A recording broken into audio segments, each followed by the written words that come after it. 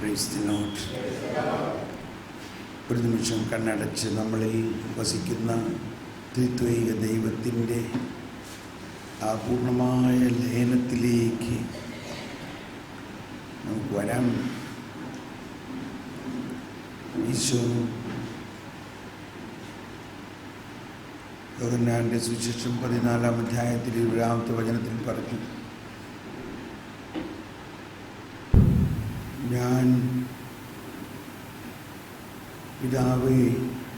ഞാൻ പിതാവിലും നിങ്ങൾ എന്നിലും ഞാൻ നിങ്ങളിലുമായിരിക്കും. ഞാൻ എൻ്റെ പിതാവിലും നിങ്ങൾ എന്നിലും ഞാൻ നിങ്ങളിലും. എന്നിൽ ഞാനുമേ എന്നിൽ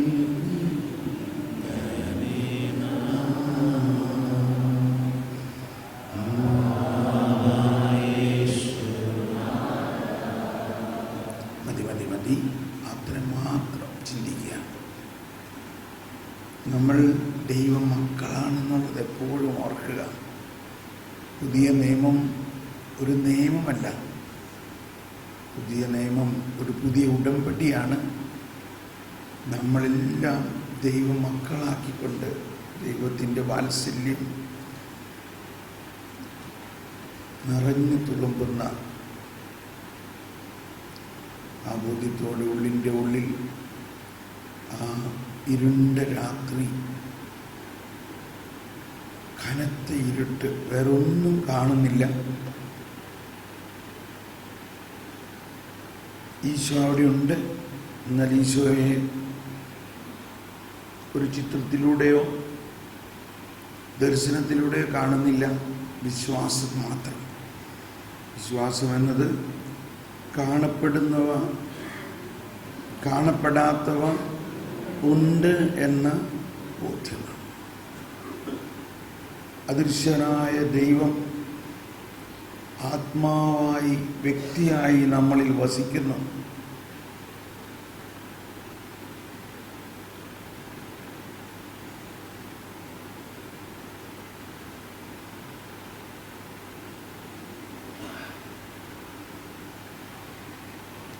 ആ ദൈവാത്മാവുമായിട്ട് ഇങ്ങനെ ലയിക്കുക.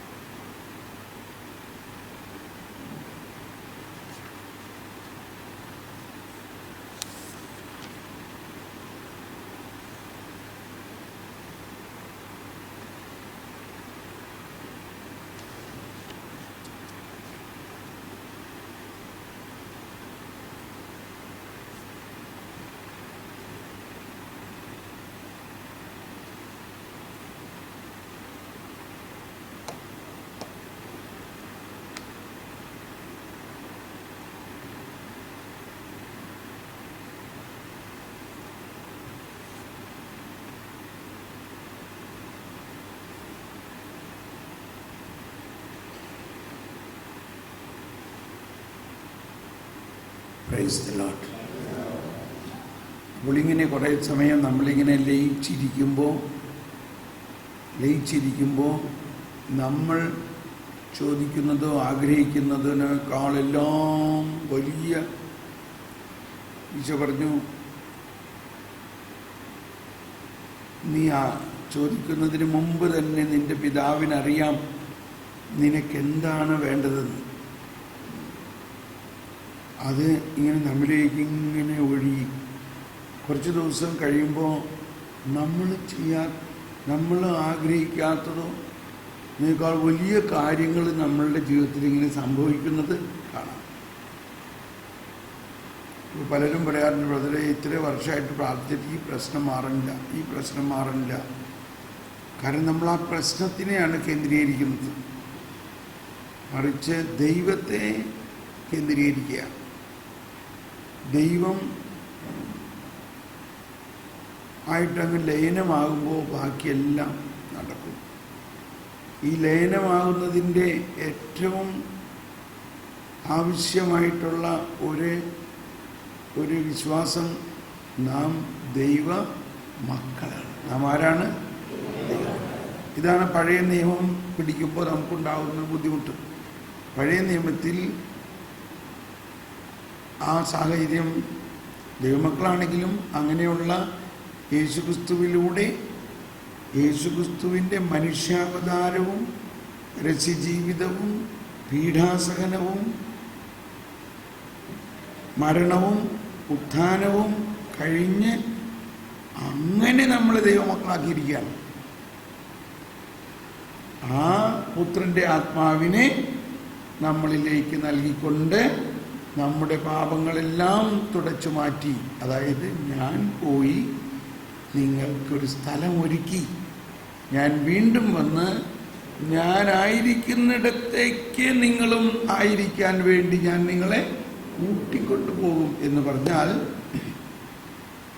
ഞാൻ പോയി ഒരു സ്ഥലം ഒരുക്കി എന്ന് പറഞ്ഞാൽ ഈശോ നമുക്ക് വേണ്ടി നമ്മുടെ പാപങ്ങൾ ഏറ്റെടുത്ത് ആദിമാതാപിതാക്കൾ ചെയ്ത പാപം മൂലമുണ്ടായ ആ മരണത്തെ, നമ്മുടെ ആത്മാവിൻ്റെ മരണത്തെ ആരേറ്റെടുക്കും? യേശു ഏറ്റെടുത്തു. യേശു ഏറ്റെടുത്തിട്ട് അതിന് പകരം നമുക്ക് എന്ത് ചെയ്തു തന്നു? ജീവൻ തന്നു, യേശുവിൻ്റെ ജീവൻ. ഈ അർത്ഥത്തിലാണ് നമ്മൾ സാധാരണ ചില വചനവേദികളിൽ കേൾക്കാറുള്ളൊരു വചനമാണ്. പാപത്തിൻ്റെ ക്ലാസ് എടുക്കുമ്പോൾ അപ്പോൾ ഈ വചനങ്ങളുടെയൊക്കെ ചില പുസ്തകങ്ങളുണ്ട്. ആ പുസ്തകത്തിൽ നോക്കിയിട്ട് നമ്മളിങ്ങനെ അങ്ങ് അടിച്ചു വിടുകയാണ്. അത് പകുതിയെ പറയണുള്ളൂ. അവിടെ പാപത്തിൻ്റെ വേദനം മരണമാണെന്നറിഞ്ഞുകൂടെ? പക്ഷെ അതിൻ്റെ അടുത്ത് കേൾക്കണ എന്താ? ബാക്കി എന്താ കേൾക്കണേ? ആ സെൻറ്റൻസ് കംപ്ലീറ്റ് ആണോ? അല്ല. പാപത്തിൻ്റെ വേദനം മരണമാണ്, എന്നാൽ നിത്യജീവനാകട്ടെ യേശുക്രിസ്തുവിലുള്ള ജീവൻ. യേശുക്രിസ്തു ആണ്. അപ്പോൾ പാപത്തിൻ്റെ വേദനമായ മരണത്തെ യേശുക്രിസ്തു ഏറ്റെടുത്ത് പകരം വെച്ചു മാറിയത് എന്താ? മരണത്തെ യേശു ഏറ്റെടുത്തിട്ട് യേശു എന്തു തന്നു? ഇതാണ് വചനം. പക്ഷെ നമ്മൾ അതിൻ്റെ പകുതിയെ പറയണുള്ളൂ.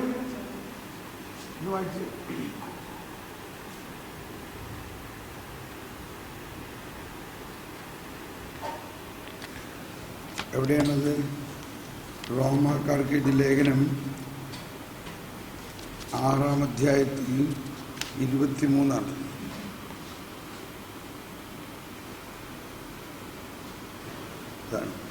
പാപത്തിൻ്റെ വേദനം മരണമാണ്, ദൈവത്തിൻ്റെ ദാനമാകട്ടെ നമ്മുടെ കർത്താവായ യേശുക്രിസ്തുവിലുള്ള നിത്യജീവൻ.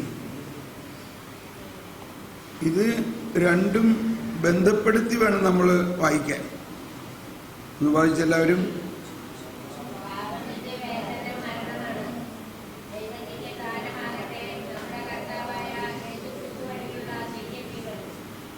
ദൈവത്തിൻ്റെ ദാനം എന്ന് പറഞ്ഞാൽ സൗജന്യമായി നമുക്ക് തരുന്നതാണ്, നമ്മുടെ പ്രവൃത്തി കൊണ്ടല്ല.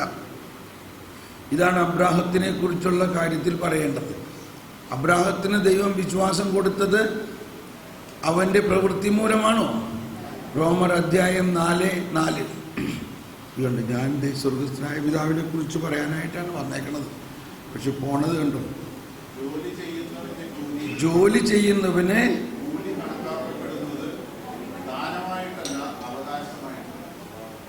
മനസ്സിലായോ?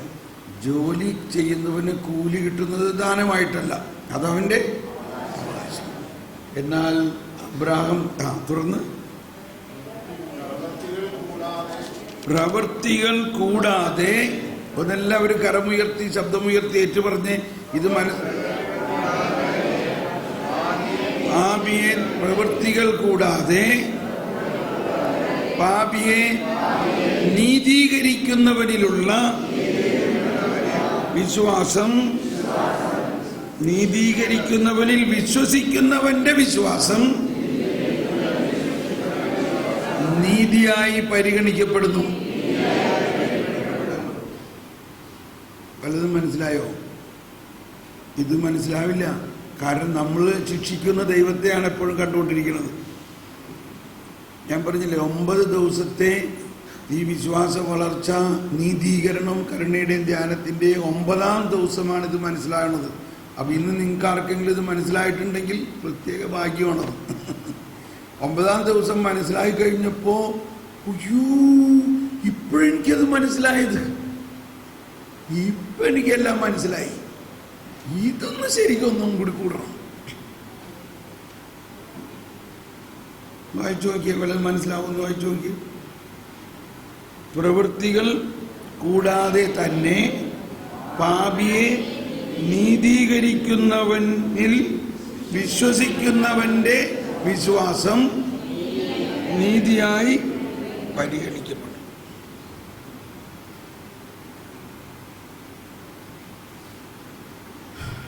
മനസ്സിലായവരൊന്ന് പറഞ്ഞ എന്താ സംഭവം? ആരെങ്കിലും ഒന്ന് പറയാമോ? എന്താണ് ആ പറഞ്ഞേക്കുന്നത്? പ്രവൃത്തികൾ കൂടാതെ. അപ്പൊ തൽക്കാലം ഇത്രയും മനസ്സിലാക്കുക, എന്നിട്ട് ഇതിനെക്കുറിച്ച് ചിന്തിച്ചുകൊണ്ടിരിക്കുക. ഞാൻ കുറേ വർഷം ചിന്തിച്ചിട്ടാണ് എനിക്കിത് മനസ്സിലായത്. എന്ന് പറഞ്ഞാൽ ഇപ്പം ഞാൻ മനസ്സിലാക്കി തരാൻ നോക്കാണ്.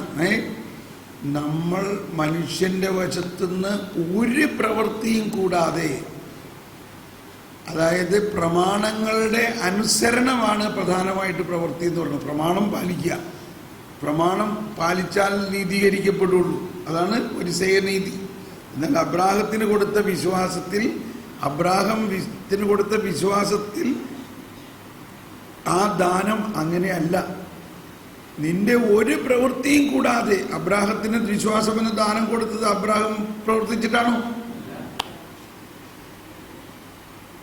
നീ ഒരു കൽപ്പനയും പാലിക്കുന്നില്ലെങ്കിലും, കണ്ടോ, ഇത് പറയുമ്പോൾ സൂക്ഷിക്കണം, മനസ്സിലാവണ്ടോ? നീ ഒരു കൽപ്പനയും പാലിക്കുന്നില്ല, നീ ഒരു മഹാപാപിയാണ്. എങ്കിലും ദൈവം നിന്നെ സ്നേഹിക്കുന്നു, ദൈവം നിന്നെ നീതീകരിക്കുന്നു എന്നുള്ളതാണ്. ഇത് ഇപ്പം നിങ്ങൾക്ക് ഒരുപക്ഷെ സ്വീകരിക്കാൻ പറ്റില്ല. അതാണ് സത്യം ഇതിനകത്ത്. ഈ വചനം ആരെങ്കിലും ഇവിടെ പറഞ്ഞു കേട്ടിട്ടുണ്ടോ കേരളത്തിൽ എവിടെയെങ്കിലും? ഞാൻ കേട്ടിട്ടില്ല. പ്രവൃത്തി കൂടാതെ തന്നെ പാപിയെ നീതീകരിക്കുന്നവനിലുള്ള വിശ്വാസം നീതിയായി പരിഗണിക്കും. ഇതാണ് ഒറിജിനൽ വിശ്വാസത്തിൻ്റെ ആ ക്യാരക്ടർ, ബെസ്റ്റ് ക്വാളിറ്റി. ഇത് വിശ്വസിച്ചാലാണ് ദൈവത്തിൻ്റെ നീതി എന്താന്ന് നമുക്ക് മനസ്സിലാവുള്ളൂ. ആ ദൈവനീതി എന്ന് പറയുന്നത് ഇതാണ്. ഈ ദൈവനീതി അബ്രാഹത്തിന് വാഗ്ദാനം ചെയ്തത് സൗജന്യമായിട്ട് നമുക്ക് ലഭിച്ചിരിക്കുന്നു. അബ്രാഹത്തിനോട് നടത്തിയ വാഗ്ദാനമാണ് യേശുക്രിസ്തുവിലൂടെ പൂർത്തിയായത്. അബ്രാഹത്തിന് കൊടുത്ത വാഗ്ദാനം.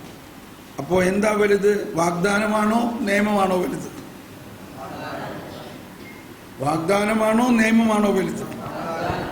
എന്നാ പിന്നെ നിയമം എന്തിന്? ഇതെല്ലാം ലേഖന ഭാഗമാണ് ഞാനീ പറയുന്നത്. ഗലാത്യ ലേഖനം റോക്കോക്കോ ഗലഫിലിക്കോ ഇത് ലേഖനങ്ങൾ ഓർക്കാനുള്ള ഒരു മന്ത്രമാണ്. റോക്കോക്കോ ഗാലഫിൽക്കോ തെസ തെസ തിം തിം തിത്വിൽഹി. പാടി. റോക്കോക്കോ ഗാലഫിൽക്കോ തെസ തെസ തിം തിം തിത്വിൽഹി. റോക്കോക്കോ എന്ന് പറഞ്ഞാൽ റോമൻസ്, കൊറിന്ത്യൻസ്. റോക്കോക്കോ ഗാലഫിൽക്കോ, ഗലേഷ്യൻസ്, എഫേഷ്യൻസ്, ഫിലിപ്പീൻസ്, കൊളോഷ്യൻസ്. ഗാലഫിൽക്കോ റോക്കോക്കോ ഗാലഫിൽക്കോ തെസ തെസ തിം തിം തെസ തെസ തിം തിം. തെസലോനിയക്കാര് 1-2 തിംതി. തെസ തെസ തിം തിം തിത്വിൽഹി. തെസ തെസ തിം തിം തിത്വിൽഹി. ഓക്കെ, അപ്പൊ അങ്ങനെയൊക്കെ പല സൂത്രങ്ങളാണ്.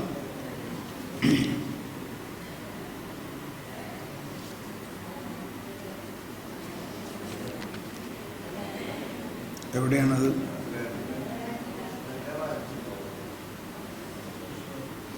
ഇപ്പൊ നമ്മൾ ഇന്നലെ വായിച്ച ഭാഗം തോന്നും, ലേഖന ഭാഗം 3-ാം അധ്യായത്തിലെ ഗലാത്യ 3 വായിച്ചിരുന്നില്ല. അപ്പോഴേ ഞാൻ വിചാരിച്ചു, ദൈവമേ അതിൻ്റെ ഒന്ന് എക്സ്പ്ലനേഷൻ ആരെങ്കിലും പറയുമോ? ആ ഭാഗത്തേക്ക് നമ്മൾ പോയില്ല ഇന്നലത്തെ കുർബാനയുടെ സമയത്ത്. 3-ാം അധ്യായത്തിൽ 7 മുതൽ വായിച്ചു നോക്കാം. അതിനാൽ വിശ്വാസമുള്ളവരാണ് അബ്രാഹത്തിന്റെ മക്കൾ എന്ന് നിങ്ങൾ മനസ്സിലാക്കണം. വിശ്വാസമാണ്. വിജാതീയരെ വിശ്വാസം വഴി ഇല്ല. അത്രയും വരെ അങ്ങനെ പോയ ഒരുപാട് സമയമാവും. ഞാനിപ്പോൾ വളരെ സംക്ഷിപ്തമായിട്ട് ഇത് കണ്ടോ. 15 മുതൽ നിയമവും വാഗ്ദാനവും ശ്രദ്ധിച്ചോ. ഇത് മനസ്സിലായില്ലെങ്കിൽ ആരും വിഷമിക്കണ്ട.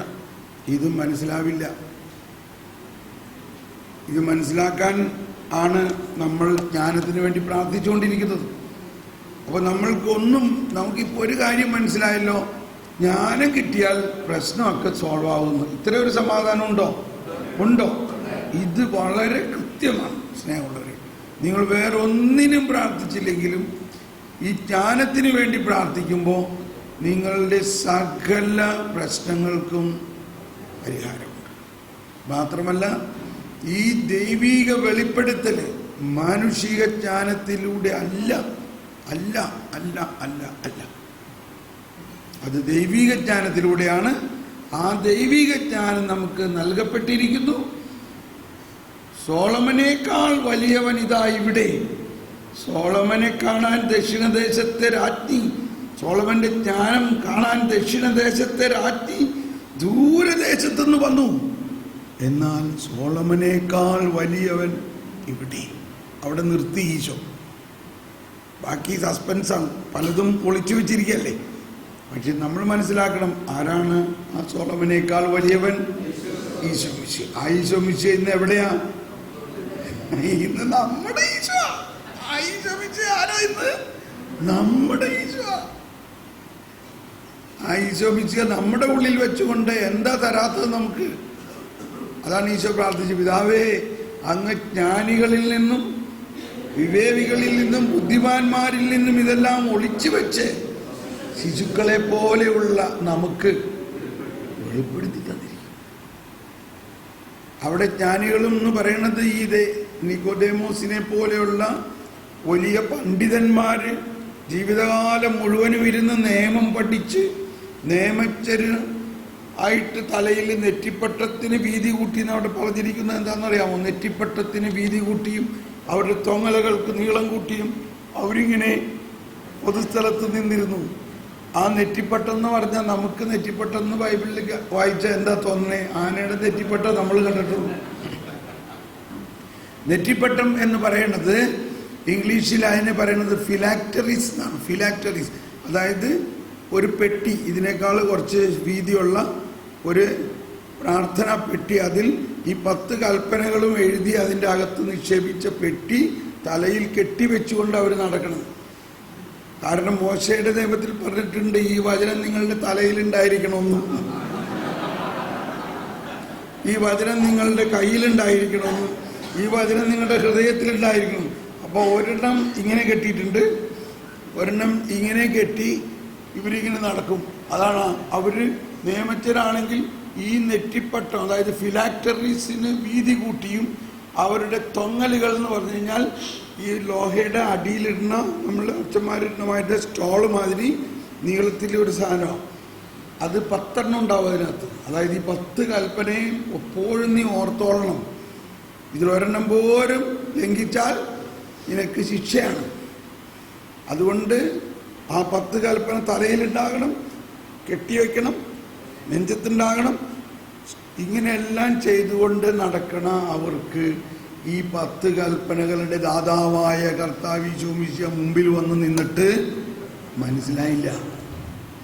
അതാണ് ഈശോ പറഞ്ഞത്, വിജ്ഞാനത്തിൻ്റെ താക്കോൽ നിങ്ങൾ സ്വന്തമാക്കിയിരിക്കുന്നു, എന്നാൽ നിങ്ങളോ അതിൽ പ്രവേശിക്കുന്നില്ല, മറ്റുള്ളവരെ പ്രവേശിക്കാൻ. ഞാനിത് പറയുമ്പോൾ ഒരു വിമർശന രൂപത്തിലാണ് തോന്നുന്നു പറയുന്നത്, എനിക്ക് അറിഞ്ഞൂടാ, ക്ഷമിക്കണം. പക്ഷെ നമ്മൾ അതിൻ്റെ വലിയ അർത്ഥം മനസ്സിലാക്കണം. ഈ പുതിയ ഗോസ്പൽ, അതായത് സുവിശേഷത്തിൽ ഇങ്ങനെ 2 കാര്യമാണ് നമ്മളെ പഠിപ്പിക്കുന്നത്. നിയമജ്ഞരും ഫരിസേയരുടെയും ഇത്രയും പഴയ നിയമം അറിഞ്ഞിട്ടും അവർക്ക് പുതിയ നിയമത്തിൻ്റെ രഹസ്യം മനസ്സിലായില്ല.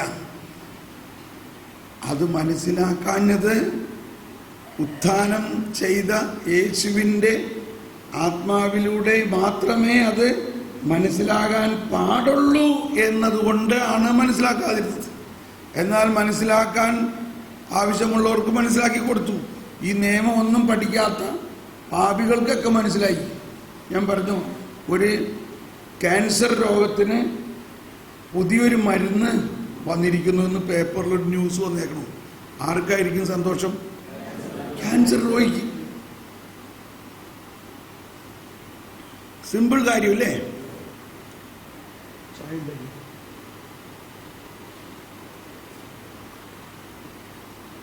ക്യാൻസർ രോഗത്തിന് പുതിയ മരുന്ന് വന്നേക്കണമെന്ന് പറഞ്ഞാൽ സന്തോഷമുണ്ടാകണത് ക്യാൻസർ രോഗിക്കാം. എന്ന പോലെ പാപികൾക്ക് പാപം ഏറ്റെടുക്കാൻ ഒരാൾ വന്നിരിക്കണമെന്ന് പറയുമ്പോൾ സന്തോഷം ഉണ്ടാവണം ആർക്കാ? എനിക്കൊരു പാപമൊന്നുമില്ല, ഞാൻ നിയമമെല്ലാം പാലിച്ചു നടക്കുന്ന ആളാണ് എന്ന് അഭിമാനിക്കുന്ന ആൾക്ക് ഒരു സന്തോഷമില്ല. അതിന് പകരം പാപികൾക്കൊക്കെ വെറുതെ അങ്ങ് കൊടുക്കണോ? അതെന്തിനാ അവർ വെറുതെ അങ്ങ് സ്വർഗത്തിൽ കൊണ്ടുപോകണേ? അവരെ 2 ശിക്ഷിച്ചിട്ട് വേണ്ടേ കൊണ്ടുപോകാൻ? അതുകൊണ്ടാണ് നിങ്ങൾ ഞാൻ സ്വർഗസ്ഥനായ പിതാവ് പഠിപ്പിക്കാമെന്ന് ചോദിച്ചു പറഞ്ഞതാണ്. അതാണ് നിങ്ങളുടെ ഹൃദയത്തിൻ്റെ ആഗ്രഹം അനുസരിച്ചാണ് ആത്മാവ്. ഈ വചനം ഇങ്ങനെ വന്നുകൊണ്ടിരിക്കുകയാണ്. ഞാനെന്താ ചെയ്യാം? നിങ്ങളുടെ മതത്തിൽ ചേർക്കാൻ കരയും കടലും കടന്ന ഒരാളെ ചേർക്കും. അവൻ ചേർന്ന് കഴിഞ്ഞാൽ അവനെ നിങ്ങളെക്കാൾ 2 വട്ടം നരകത്തിൽ കയറ്റുന്നു. ഈ വചനമൊക്കെ നമ്മൾ കേട്ടിട്ടുണ്ടോ? എവിടെയത് ആരെങ്കിലും ഒന്ന് പറയാമോ? എവിടെയത്? സമയം കഴിഞ്ഞു. അറിയണ ആളാണ് ഈ പെട്ടെന്ന് പറഞ്ഞേനെ. എവിടെയത്? മത്തായി എവിടെയാ? മത്തായി 23-ാം അധ്യായത്തിലാണ്.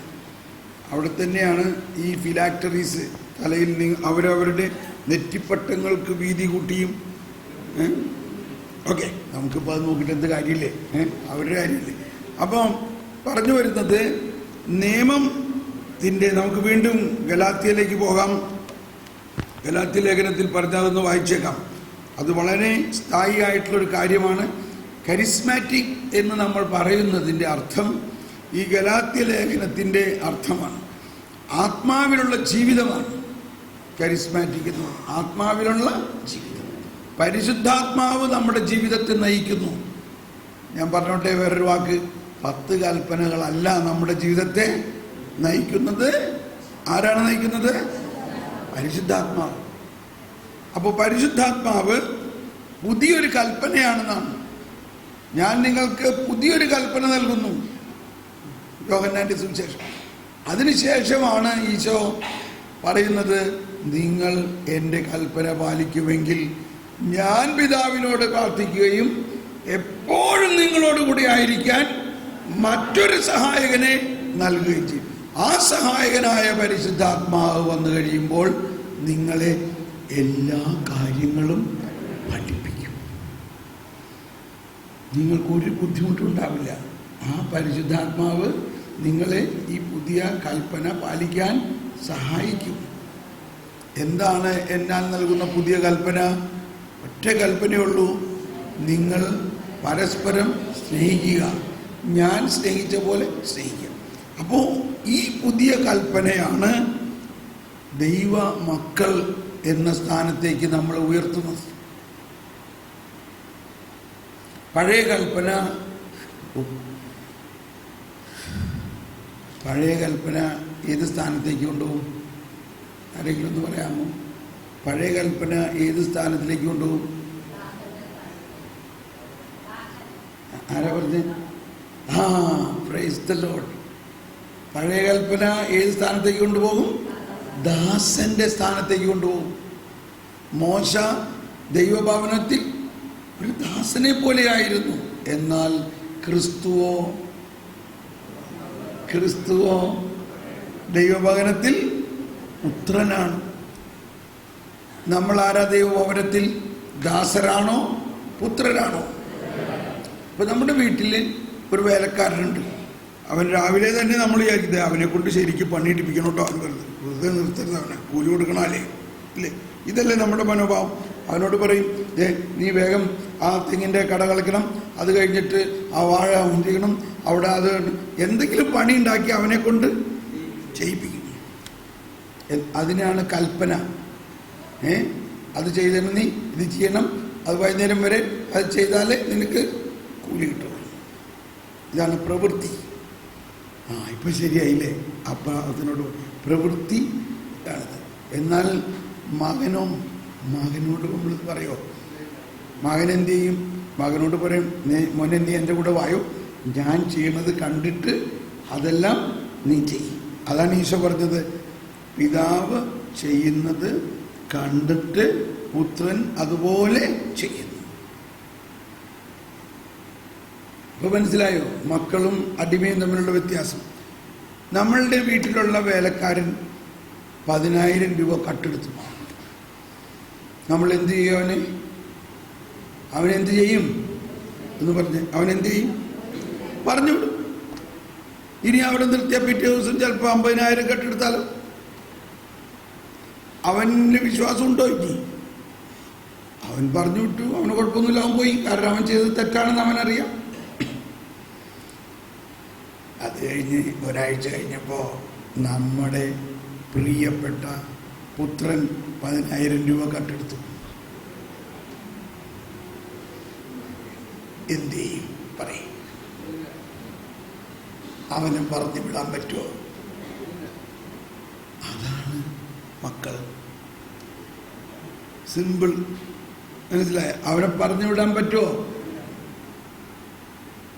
ഇപ്പോഴും ഞാൻ പറയണത്, ഈ ശിക്ഷിക്കില്ല എന്ന് പറയണത് കേൾക്കുമ്പോൾ നമുക്കൊരു പേടിയാണ്. അയ്യോ, ശിക്ഷിക്കൂലേ?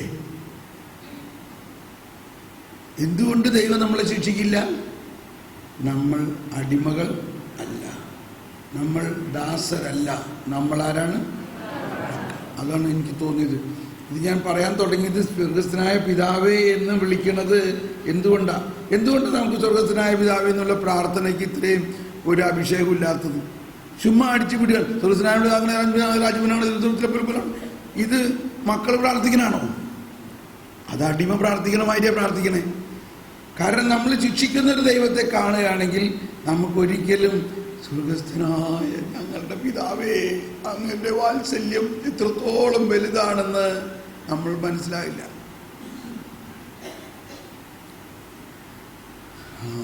മനസ്സിലായി എന്തുകൊണ്ടാണ് ഞാൻ ഇതൊക്കെ പറഞ്ഞെന്നില്ലേ? അപ്പോൾ നമ്മളുടെ വീട്ടിലെ അടിമയെ പറഞ്ഞു വിട്ടു. അവൻ 10,000 രൂപ കട്ടെടുത്തു. തെറ്റാണ് ചെയ്തത്, അവനെ പറഞ്ഞു വിട്ടു. നമ്മുടെ മകൻ 10,000 രൂപ കട്ടെടുത്തു. അവനെ പറഞ്ഞു വിടാൻ പറ്റുമോ? അവനെ പറഞ്ഞു വിടാൻ നമുക്ക് പറ്റില്ല. പിന്നെ എന്ത് ചെയ്യും? അവനെ വിളിച്ചിട്ട് പറയും, എടാ മകനെ, നീ എന്തായി ചെയ്തേ? എടാ മോനെ, ഞങ്ങൾ ഈ പപ്പയും മമ്മിയും കഷ്ടപ്പെട്ട് രാപകല്ലാണ്ട് അധ്വാനിക്കണം മുഴുവനും നിനക്കുള്ളതല്ലേടാ. ആണോ? ഈ സ്വത്ത് മുഴുവനും നിനക്കുള്ളതല്ലേ? അപ്പോഴാണ് അവന്റെ കണ്ണ് തുറന്നത്. അതാണ് നമ്മൾ മുടിയനായ പുത്രന്റെ സുവിശേഷം വായിക്കാറുണ്ട്. ആ മുടിയനായ പുത്രനല്ല അതിനകത്തെ പ്രധാന ക്യാരക്ടർ. ലൂക്ക 15 ആരാ അതിനകത്തെ പ്രധാന ക്യാരക്ടർ? മൂത്ത പുത്രനാണ്. ഈ മുടിയനായ പുത്രന്റെ ആ ലൂക്ക 15 തന്നെ സുവിശേഷങ്ങളുടെ സുവിശേഷം എന്നാണ് അതിനെ പറയുന്നത്. കരുണയുടെ സുവിശേഷമാണ്. അതിൽ 3 ഉപമകളാണുള്ളത്. ആ 3ഉമായിട്ട് പരസ്പര പൂരകങ്ങളാണ്. അവിടെ ആദ്യത്തെ വചനം നമ്മൾ പറഞ്ഞു കേട്ടു. അവൻ സുവിശേഷം പ്രഘോഷിച്ചുകൊണ്ടിരുന്നപ്പോൾ വരട്ടെ അത് പോകാൻ വരട്ടെ. നമ്മൾ ഈ ആദ്യം ഈ ഗലാത്യ കംപ്ലീറ്റ് ആക്കാം. ഇവിടെയും ഗലാത്യയിലെ വരിക കണ്ടോ, സബ് ഹെഡിങ് നിയമവും വാഗ്ദാനവുമാണ്. ശ്രദ്ധിച്ചോട്ടോ, ഒന്ന് കൈവീശി എല്ലാവരും. 15 മുതൽ എല്ലാവരും ഒന്ന് ഉറക്കെ വായിക്കുക.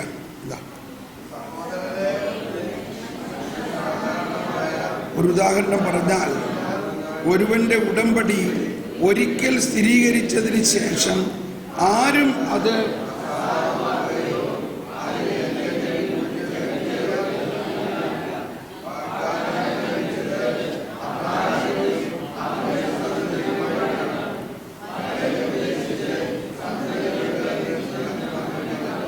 പ്രത്യുത ഒരുവനെ ഉദ്ദേശിച്ച് നിന്റെ സന്തതിക്ക് എന്നാണ് പറഞ്ഞിരിക്കുന്നത്. അത് ക്രിസ്തുവിനെ ഉദ്ദേശിച്ചാണ്. ഞാൻ പറയുന്നത് ഇതാണ്: 430 വർഷങ്ങൾക്ക് ശേഷം നിലവിൽ വന്ന നിയമം ദൈവം പണ്ട് തന്നെ സ്ഥിരീകരിച്ച ഉടമ്പടിയെ, വാഗ്ദാനത്തെ നീക്കിക്കളയത്തക്ക വിധം അസാധുവാക്കുകയില്ല. എന്തെന്നാൽ പാരമ്പര്യാവകാശം നിയമത്തിൽ നിന്നാണ് ലഭിക്കുന്നതെങ്കിൽ അതൊരിക്കലും വാഗ്ദാനത്തിൽ നിന്നായിരിക്കുകയില്ല. എന്നാൽ ദൈവം അബ്രാഹത്തിന് അത് നൽകിയത് വാഗ്ദാനം വഴിയാണ്. പിന്നെന്തിനാണ് നിയമം? വാഗ്ദാനം സിദ്ധിച്ചവന് സന്തതി ലഭിക്കുന്നത് വരെ പാപങ്ങൾ നിമിത്തം നിയമം നൽകപ്പെട്ടു. ദൈവദൂതന്മാർ വഴി ഒരു മധ്യവർത്തിയിലൂടെ അത് വിളംബരം ചെയ്യപ്പെട്ടു. ഒന്നിൽ കൂടുതൽ പേരുണ്ടെങ്കിലേ മധ്യവർത്തി വേണ്ടു. എന്നാൽ ദൈവം ഏകനാണ്. അങ്ങനെയെങ്കിൽ വായിക്കുക. അങ്ങനെയെങ്കിൽ നിയമം ദൈവത്തിന്റെ വാഗ്ദാനങ്ങൾക്ക് വിരുദ്ധമാണോ? ഒരിക്കലുമല്ല. എന്തെന്നാൽ ജീവദായകമായ ഒരു നിയമം നിലവിലുണ്ടായിരുന്നെങ്കിൽ നീതി തീർച്ചയായും ആ നിയമം വഴി ഉണ്ടാകുമായിരുന്നു. എന്നാൽ യേശു ക്രിസ്തുവിലുള്ള വിശ്വാസം വഴി വിശ്വാസികൾ വാഗ്ദാനം പ്രാപിക്കേണ്ടതിന് എല്ലാവരും പാപത്തിന് അധീരരാണെന്ന് വിശുദ്ധ ഗ്രന്ഥം പ്രഖ്യാപിച്ചു. വിശ്വാസം ആവിർഭവിക്കുന്നതിന് മുമ്പ് നമ്മൾ നിയമത്തിന്റെ കാവലിലായിരുന്നു. വിശ്വാസം വെളിപ്പെടുന്നത് വരെ നിയന്ത്രണാധീനരായി കഴിയുകയും ചെയ്തു. തന്നിമിത്തം നമ്മൾ വിശ്വാസത്താൽ നീതീകരിക്കപ്പെടേണ്ടതിന് ക്രിസ്തുവിന്റെ ആഗമനം വരെ നിയമം നമ്മുടെ പാലകനായിരുന്നു. ഇപ്പോഴാകട്ടെ വിശ്വാസം സമാഗതമായ നിലയ്ക്ക് നമ്മൾ പാലകന് അധീനനല്ല. തുടർന്നു, യേശുക്രിസ്തുവിലുള്ള വിശ്വാസം വഴി നിങ്ങളെല്ലാവരും ദൈവപുത്രന്മാരാണ്. Praise the Lord. ഒന്നുകൂടി, യേശുക്രിസ്തുവിലുള്ള വിശ്വാസം വഴി നിങ്ങളെല്ലാവരും ദൈവപുത്രന്മാരാണ്. ക്രിസ്തുവിനോട് ഐക്യപ്പെടാൻ വേണ്ടി സ്നാനം സ്വീകരിച്ചിരിക്കുന്ന നിങ്ങളെല്ലാവരും ക്രിസ്തുവിനെ ധരിച്ചിരിക്കുന്നു. യഹൂദരെന്നോ ഗ്രീക്കുകാരനെന്നോ അടിമയെന്നോ സ്വതന്ത്രരെന്നോ പുരുഷനെന്നോ സ്ത്രീയെന്നോ വ്യത്യാസമില്ല, നിങ്ങളെല്ലാവരും ക്രിസ്തുവിൽ ഒന്നാണ്. നിങ്ങൾ ക്രിസ്തുവിനുള്ളവരാണെങ്കിൽ അബ്രാഹത്തിന്റെ സന്തതികളാണ്, വാഗ്ദാനമനുസരിച്ച് അവകാശികളാണ്. ഓക്കെ, ഇത് ഇനി നിങ്ങൾ ശരിക്കും പഠിച്ചോ. ഇതും ഇപ്പോഴൊന്നും മുഴുവനും മനസ്സിലാവില്ല.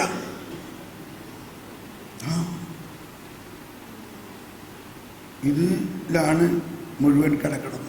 അപ്പോൾ ഞാൻ ഈ പറഞ്ഞത് മുഴുവനും എന്തിനു വേണ്ടിയാണെന്ന് വെച്ചാൽ, നമ്മൾ ദൈവപിതാവിൻ്റെ മക്കളാണ്. മക്കളാണെങ്കിൽ ദൈവത്തിൻ്റെ അവകാശികളാണ്, ക്രിസ്തുവിൻ്റെ കൂട്ടവകാശികളാണ്. നമ്മളെ ശിക്ഷിക്കാൻ ഒരാൾക്കും സാധ്യമല്ല. കാരണം ദൈവം തന്നെ നമ്മൾക്ക് വേണ്ടി നീതീകരണം നടത്തി. നീതീകരണം എന്ന് പറഞ്ഞാൽ എന്താണെന്നുള്ളതാണ് ഇപ്പോഴും മനസ്സിലാകാൻ. ഞാൻ അതിനകത്ത് ഈ ഒരു ഭാഗം വായിച്ചോട്ടെ. അത് ഇംഗ്ലീഷിലാണ്, എളുപ്പം. റോമർ 5-ാം അധ്യായത്തിൽ, അല്ല 5-ലാണ്, റോമർ 5-ൽ 17-19 വായിക്കാമല്ലോ. ഈ നീതീകരണത്തിൻ്റെ ഒരു ചെറിയ ആശയം നമ്മൾ മനസ്സിലാക്കിയിരിക്കണം നല്ലതാണ്. എന്താണ് നീതീകരണം? ഒരു മനുഷ്യന്റെ പാപത്താൽ ആ മനുഷ്യൻ മൂലം മരണം ആധിപത്യം, അതായത് ആദം മൂലമുണ്ടായ പാപത്താലാണ് ലോകത്തിൽ മുഴുവനും പാപം നിറഞ്ഞത്. എല്ലാവരും ഒന്ന് കൈ ഉയർത്തിയേ. മനസ്സിലായോ? ഇത് ആരും എളുപ്പം പറയാറില്ല. കാരണം ഇങ്ങനെയൊക്കെ പറഞ്ഞ ആളുകൾ കൂടുതൽ പാപം ചെയ്യും. പക്ഷേ സത്യം മനസ്സിലാക്കണം. എന്താ സത്യം? എന്തുകൊണ്ടാണ് മനുഷ്യരെല്ലാവരും പാപം ചെയ്യുന്നത്?